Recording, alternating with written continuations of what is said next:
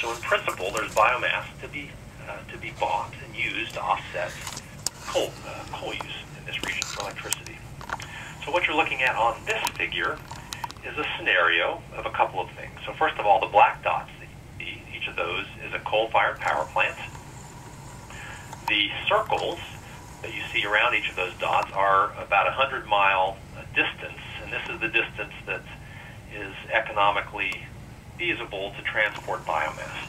So in other words, we don't drive truckloads of biomass from Colorado to North Carolina to burn in a power plant because it's simply too expensive to ship the wood, ship the material. So generally you have to be within 50, 100 or certainly 50 miles of the power plant to make this economically viable. So that's what you're seeing with the rings. Around every coal plant is a ring that shows you just approximately the distance around that plant where the biomass might come from. So one of the reasons that that's of interest ecologically is a figure that looks like this. And now the color codes that are plant density by county.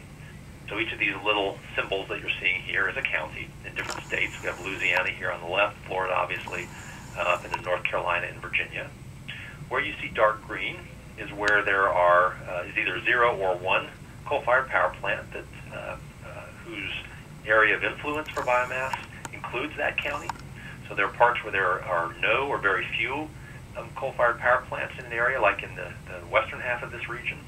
And there are other parts, as in North Carolina, Virginia, South Carolina, where there are 9 or even 10 coal-fired power plants close enough that they all intersect on the same counties and same pieces of land. And the reason that this is worth looking at or thinking about is because it sets up the potential for where you might have competition for biomass with other uses, and where you might have other parts of the region, like over in here, where there's plenty of material available to co-fire 10% of these coal plants without really having a great deal or a large ecological effect.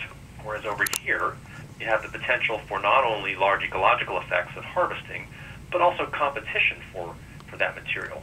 So if wood and waste and other products are already being used here or in this region for other things, as they are, if you put on this additional demand for that material, then you're going to drive prices up and have competition.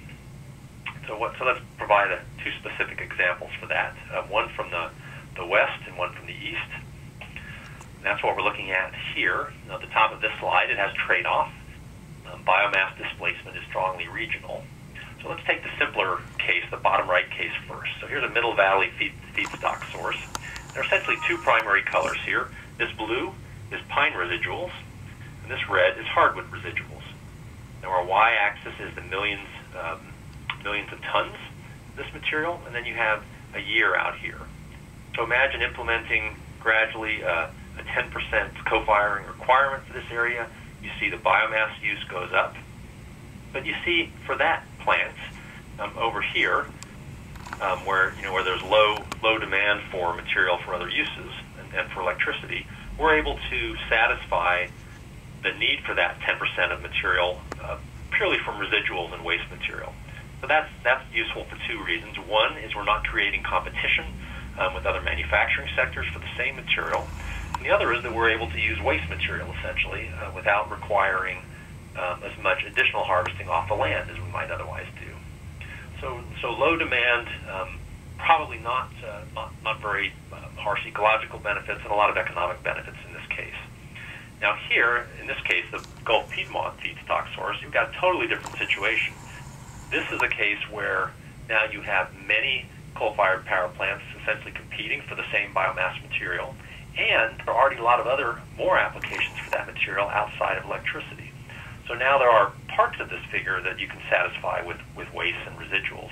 But boy, when you get up into this range, you've got pulp and paper displacement here, hardwood, biomass and other things. So this is a situation where we're going to drive land use, probably more harvesting than is beneficial ecologically, set up competition for different uses, and drive up prices. So one of the points for a figure like this, and again, this is a work of Bob's and Christopher's and others, is just to think about kind of a one policy fits all framework. There are places where this kind of biomass co-firing, I think, is a good idea. And other places, even in the southeastern region, where we have relatively large biomass resources, there'll be places that this might have some undesirable ecological effects as well.